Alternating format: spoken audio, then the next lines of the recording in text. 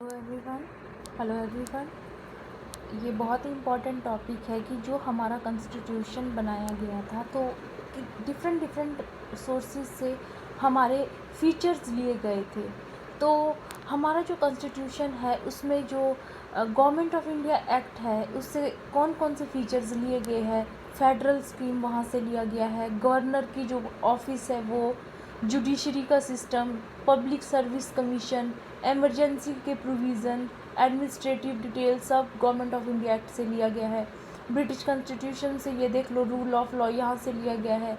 Cabinet system British constitution से लिया गया है। Writs, privileges, parliamentary government, very important ये सब। वैसे ही यूएस कॉन्स्टिट्यूशन से फंडामेंटल राइट लिए गए हैं। जुडिशियल रिव्यू लिया गया है। प्रेसिडेंट का इम्पीचमेंट कैसे होता है, रिमूवल ऑफ सुप्रीम कोर्ट जज, हाई कोर्ट जजेस, वाइस प्रेसिडेंट की पोस्ट देखो यूएसए से लिया है, ठीक है। और उसके बाद आयरिश जो कॉन्स्टिट्यूशन है वहाँ से डीपीएस भी लिया है, वेरी इंपॉर्टेंट। और राज्यसभा के जो मेंबर है उनका नॉमिनेशन का प्रोविज़न भी आयरिश कॉन्स्टिट्यूशन से लिया गया है। और प्रेसिडेंट के इलेक्शन कैसे होंगे, जो कॉलेजियम सिस्टम है वो यहाँ से लिया गया है आयरिश कॉन्स्टिट्यूशन से।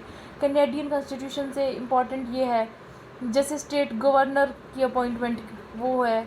उसके बाद federal system with strong centre, ये federal along with strong centre Canadian constitution से लिया गया है। और जो रेजिड्यूरी पावर होती है सेंटर में रहेगी, जैसे होती है ना 3 तरह की पावर होती है, कंकरेंट होगी, मतलब ऐसे तो 4 टाइप की होती है। जैसे लिस्ट होती है, स्टेट लिस्ट होती है कि इस पे कानून स्टेट बनाएगी, सेंट्रल लिस्ट पे सेंटर कानून बनाती है, कंकरेंट लिस्ट पे स्टेट और सेंटर दोनों कानून बना सकता है। जबकि जो रेजिड्यूरी पावर है उस पे कानून इंडिया में सिर्फ सेंटर बना सकता है, जो रेजिड्यूरी सब्जेक्ट्स रहते हैं।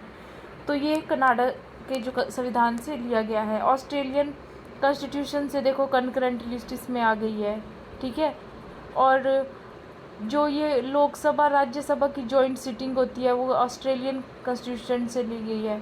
उसके बाद है Weimar constitution of Germany, very important. जब इमरजेंसी लगती है तो फंडामेंटल राइट्स जो होते हैं हमारे वो सस्पेंड हो जाते हैं, एक्सेप्ट 20 और 21 को छोड़ के। तो ये जो कहाँ से लिया गया है कि सस्पेंड होने का प्रोविज़न, ये जर्मनी के कॉन्स्टिट्यूशन से लिया गया है।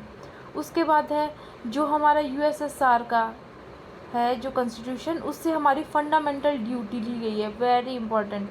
और उसके बाद जो प्रीएम्बल है ना उसमें ये आइडिया है कि जस्टिस होना चाहिए सोशल बेसिस पे, इकोनॉमिक और पॉलिटिकल हर तरह का जस्टिस प्रोवाइड होना चाहिए सिटीजन्स को। ये हमारा रशिया से लिया गया है। फ्रेंच में ये बहुत इंपॉर्टेंट है, ये आइडिया ऑफ लिबर्टी, इक्वालिटी और फ्रेटर्निटी। प्रियम्बल में 4 चीज़ें, justice, liberty, equality, fraternity. Justice वाला यूएसएसआर से लिया गया है, और जो ये प्रोविज़न है लिबर्टी, इक्वालिटी, फ्रेटर्निटी वाला जो भाईचारे का प्रोविज़न है वो फ्रेंच कॉन्स्टिट्यूशन से लिया गया है। और जो रिपब्लिक, इंडिया रिपब्लिक है, ये फ्रेंच कॉन्स्टिट्यूशन से लिया गया है। और साउथ अफ्रीका से लिया गया है, बहुत इंपॉर्टेंट है, राज्यसभा मेंबर का इलेक्शन प्लस अमेंडमेंट का प्रोसीजर इन कॉन्स्टिट्यूशन। अगर हम चेंज करना चाहें तो अमेंडमेंट करनी पड़ती है हमें कॉन्स्टिट्यूशन में। उसके बाद है जापान से क्या लिया गया है, प्रोसीजर एस्टेब्लिश्ड बाय लॉ। और रूल ऑफ लॉ कहाँ से लिया गया है, यूके से।